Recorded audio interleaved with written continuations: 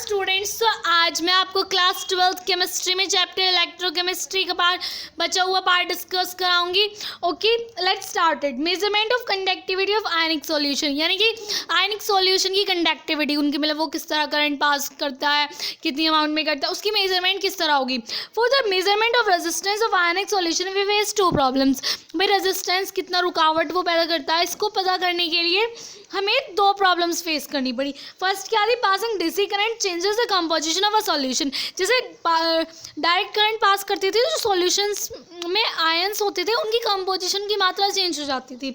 Second problem थी, a solution can not be connected to the bridge like metallic wire और other solid conductor. जो भाई circuit complete होना चाहिए current pass होने के लिए, लेकिन कोई भी मटेरियल, कोई भी ब्रिज हमने यूज़ ही नहीं कर पा रहे थे, मेटेलिक वायर, सो कंप्लीट भी नहीं हो रहा था। तो फिर इसका सॉल्यूशन क्या निकाला, तो first problem is solve by using AC current. अब यहाँ डीसी करंट की जगह एसी करंट यूज़ करने लगे तो पहली प्रॉब्लम सॉर्ट आउट होगी। And second problem is solve by using specially design vessel को कंडक्टिविटी सेल। और दूसरी ऐसी एक सेल बनाई गई कंडक्टिविटी सेल, जिसकी वजह से ईजिली आप सर्किट पूरा कर सकते हो। नेक्स्ट, अब एक टर्म आई थी यहाँ पे रेजिस्टेंस। तो रेजिस्टेंस क्या है, the electric resistance of any object is directly proportional to the length and inversely proportional to the area of cross section. पहले मोटा मोटा बता देती हूँ। रेजिस्टेंस का मतलब होता है जो अपोज, यानी कि जो रुकावट होती है एक करंट को पास होने में, वो रेजिस्टेंस होती है। ठीक है, resistance is directly proportional to area, यानी कि रेजिस्टेंस जो डायरेक्टली प्रोपोर्शनल है लेंथ के एंड इनवर्सली प्रोपोर्शनल है एरिया के। तो resistance is inversely proportional to 1/a। तो इसको अगर आप सॉल्व करें तो R इक्वल्स टू L/A हो जाता है। R equals to row L/A, ये कांस्टेंट रो लगा दिया। Rho is resistivity. तो रेजिस्टिविटी क्या होता है, तो resistivity is of a substance is the resistance offered by a conductor whose length is 1 metre long and area of cross section is 1 metre square. देखिए, resistivity एक special type का resistance होता है जो 1 मीटर लॉन्ग और 1 metre square conductor पे ही लगता है। इसकी एसआई यूनिट होती है ओम मीटर और रेजिस्टेंस की एसआई यूनिट ओम होती है।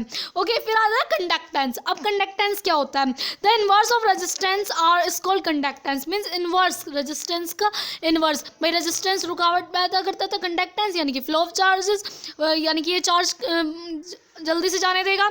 तो जी, इसको हम डिनोट करते हैं जी से। जी इज इक्वल्स टू 1/r, यानी कि उल्टा।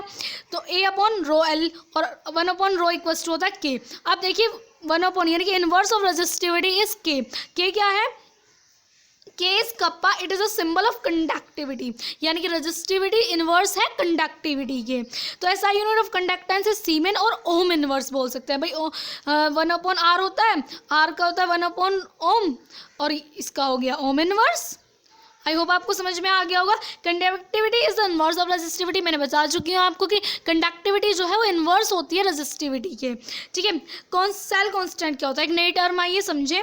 The quantity L/A is called cell constant. जहाँ क्वांटिटी लेंथ अपॉन एरिया का रेशो हो वो सेल कांस्टेंट हो जाता है। It is denoted by G*, इसको G* से डिनोट किया जाता है। सेल कांस्टेंट इक्वल्स टू होता है लेंथ अपॉन एरिया और equals to resistance into conductivity. ये फॉर्मूला आपको याद रखना है कि रेजिस्टेंस इनटू कंडक्टिविटी होता है। ठीक है, नेक्स्ट कंडक्टिविटी होता है क्या है, तो conductivity is defined as the conductance of a solution which combine when 1 mole of electrolyte says that the entire solution in between two electrodes kept 1 centimeter large enough to contain। एक beaker में अगर आप लें जिसमें 1 मोल electrolyte डल रहा हो, 2 electrode हो और वो दोनों 1 सेंटीमीटर अपार्ट एक दूसरे में और पूरा इलेक्ट्रोलाइट भरा हो, तो इसका कंडक्टिविटी को हम डेल एम से डिनोट करते हैं और ये होता है conductivity upon concentration K/C into 1000। Conductivity and molar conductivity में क्या फ़र्क होता है, ये मोलर कंडक्टिविटी होती है। ओके, मोलर कंडक्टिविटी कंसंट्रेशन के साथ चेंज कैसे करती है, तो conductivity always decrease with decrease in concentration. Means जब आप कंसंट्रेशन को डिक्रीज करते हो, यानी कि डाइल्यूशन करते हो, पानी वगैरह मिलाते हो, तो कंडक्टिविटी भी डिक्रीज हो जाती है। बोथ फॉर वीक इलेक्ट्रोलाइट और स्ट्रॉन्ग इलेक्ट्रोलाइट, चाहे वो वीक इलेक्ट्रोलाइट हो स्ट्रॉन्ग इलेक्ट्रोलाइट हो, कंडक्टिविटी ऑलवेज डिक्रीज करेगी कंसंट्रेशन के डिक्रीज होने पर, because number of ions per volume that carry the current is also decrease in on dilution। भाई एक कंसंट्रेशन में मान लीजिए 1000 आयन्स पर करंट कैरियर्स हैं, तो वो जब वो आप पानी मिला देंगे तो बढ़ जाएंगे, पानी वॉल्यूम तो बढ़ जाएगा, लेकिन वो जो करंट कैरिंग आयंस हैं वो तो डिक्रीज हो जाएंगे, इसकी वजह से कंडक्टिविटी भी डिक्रीज हो जाएगी।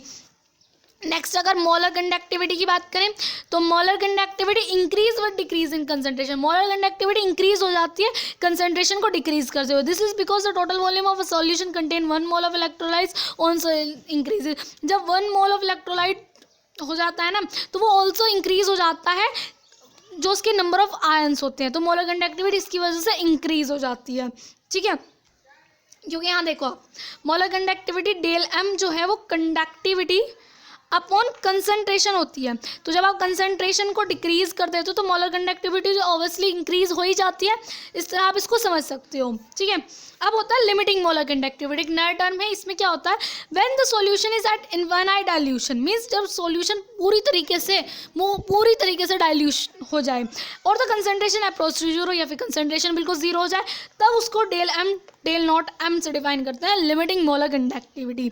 अच्छा, limiting molar conductivity strong electrolyte के लिए क्या होती है और वीक इलेक्ट्रोलाइट के लिए क्या होती है। देखो मोलर कंडक्टिविटी ये कंसंट्रेशन है, ये आपके कंडक्टिव मोलर कंडक्टिविटी, तो जो इसके लिए होती है इस स्ट्रॉन्ग इलेक्ट्रोलाइट के लिए वो बहुत हल्की सी इंक्रीज होती है, स्लोली इंक्रीज होती है,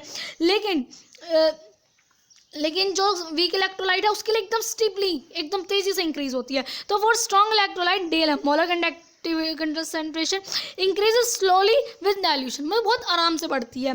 फॉर वीक इलेक्ट्रोलाइट के लिए क्या होता था, changes del M with the dilution is due to increase in degree of dissociation. देखो जैसे आपको वीक इलेक्ट्रोलाइट दिया, आपको बताइए वो कम डिसोसिएट करते हैं, डिग्री ऑफ डिसोसिएशन का मतलब, उसमें आप और थोड़ा सा पानी मिलाते चलोगे तो धीरे धीरे सारे आयंस डिसोसिएट हो जाएंगे, इसलिए उनका डिग्री ऑफ डिसोसिएशन इंक्रीज हो जाता है considerably, and the number of ions in total volume of solution contain 1 mole of electrolyte.